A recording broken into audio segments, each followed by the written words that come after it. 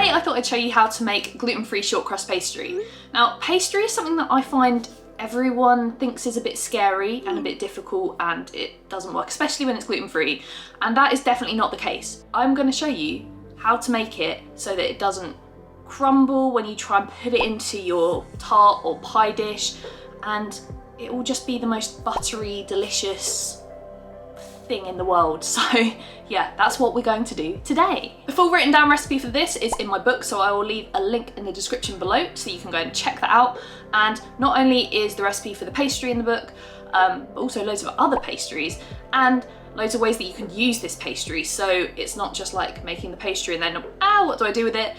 You will have loads of different things you can do, both sweet and savoury. So yeah, let's get on with this. I will firstly show you the very small amount of ingredients that you'll need, and then we'll get on with the method. I said the ingredients are simple, and they really are. So we'll start over here. This is some gluten-free plain flour / all-purpose flour.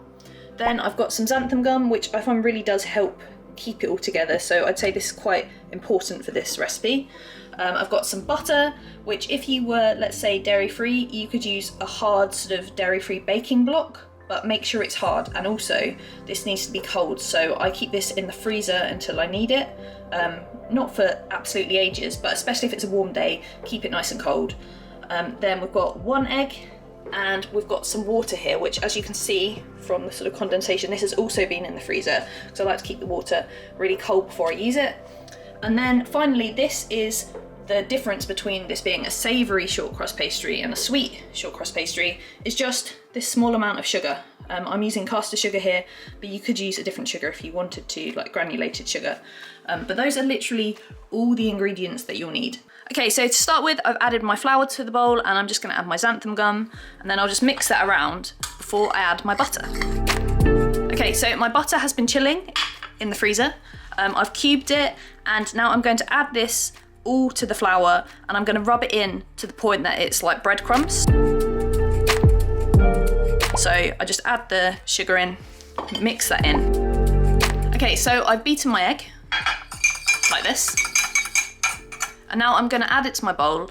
I am then not going to be using my hands to get in there and push it together, because we don't want to push it together. I'm going to actually use a knife. You could use a fork, and I'm going to cut the egg in so it gets sort of evenly around all the flour and all the mixture. I've just thought another thing that will change how much water you put in will be the size of the egg. So I've used a large egg, but every large egg is slightly different.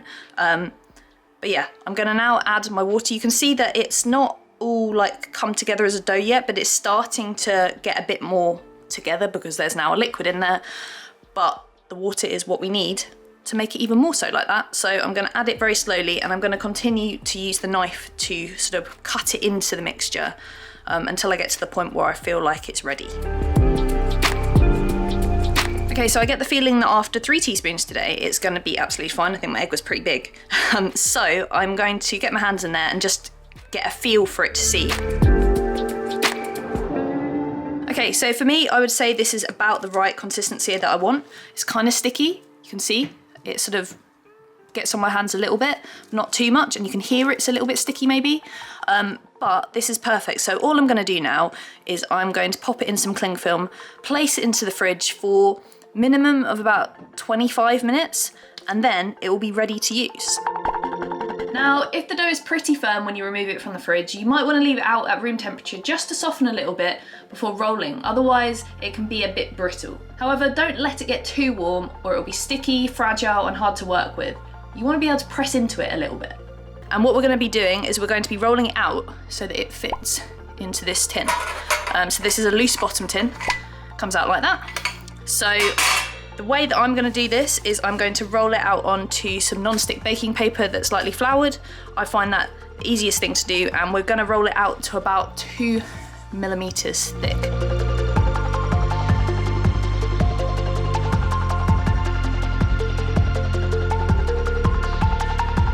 Okay, so what we're going to do now is we're going to get our tin into place, and we're going to use the baking paper to just sort of lift it up and tip it into the tin. That's why the baking paper is so important. If you had to do this and you didn't have anything to support it, then I don't know what you do. Basically, I've tried that and it just doesn't work. I'm just gonna flip it over And if it's slightly off, just sort of pull it and then take this off. And there you go. And now we've got it in place so that we know that we can sort of go all around the edges, but you have to be incredibly careful at this point because you don't want to make holes in it, just pressing it down. So you want to be really, really delicate, but just doing it very gently, sort of lifting it up and pushing it in a bit like this. Okay, so the next thing I'm gonna do is I'm not gonna just be cutting off all this excess. I'll cut off a small amount of it, but a lot of it I'm gonna sort of push so that it's on top of the rim. Because when you blind bake pastry, you'll find that it can shrink quite a lot, and by sort of pushing some on top of it, you give it a little bit extra so that it won't shrink and shrivel in your tin as much as it would otherwise. So I just sort of get this edge bit and like press it on top. So I'll do this all the way around and I'll just sort of fold it on top and just give it that little bit extra, because that's what we need to make sure that we don't get the shrinks. Okay, so that's my pastry case all ready to be chilled. We are now going to chill it in the fridge for about 15 minutes before we then blind bake it. Okay, so my pastry has been chilling for about 15 minutes. If you wanted to leave it in there longer, you can. You can do this in advance and you can just let it sit in the fridge, but 15 is probably the minimum. So what I'm gonna do now is I'm going to prepare this for blind baking. So the first thing I'm gonna do is I'm gonna just roll over the top with my rolling pin, and then just all these bits will come off. Now this is just offcuts that you don't necessarily need, but you could obviously use it for loads of other things. You'll realise that there's actually quite a bit. Now that I've rolled over the top, it's nice and neat, but it also has, especially in certain bits, has quite a lot of sort of give, so that if it does shrink a little bit, it's not going to be too much of a problem, which is ideal. That's what we want. So what I'm going to do now is I'm going to prick the base, and then we're going to blind bake it. So to blind bake it, what I've got a rolled up piece or scrunched up piece of baking paper, which I'm going to put in here, and then I'm going to cover it with my baking beans. Now, if you don't have baking beans, you can use rice. So I preheated my oven actually to 180 degrees C fan, which is 200 degrees C, and that is the temperature that you will need to blind bake. Now what I'm going to do is I'm just going to put this onto a baking tray and then place it in the oven, and it's going to go in the oven for 15 minutes to start with, and that 15 minutes is with this and the baking beans in it. And then after 15 minutes I'm going to take the baking beans and this out and cook it for a further 5 minutes, just completely blind baking it with nothing in it, and then I'll take it out and it will be ready to fill with our delicious filling.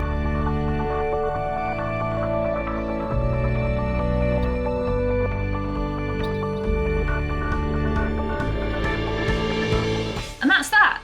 Since this is a pastry case with a little sugar added, you can use it to make a gluten-free lemon tart, bakewell tart, apple crumble tart, or if you omit the sugar, you can use it to make my ultimate quiche Lorraine. You'll find all the recipes for these in my book, which is linked in the description. Thank you for watching. If you've enjoyed this video and want to watch more videos like this, then click up here to see me make my gluten-free quiche, which will be made using this pastry, and click up here to watch me make some sort of gluten-free tart. Maybe a bakewell, maybe a lemon tart, I'm not quite sure yet, but it'll be using this pastry, so it'll be super handy.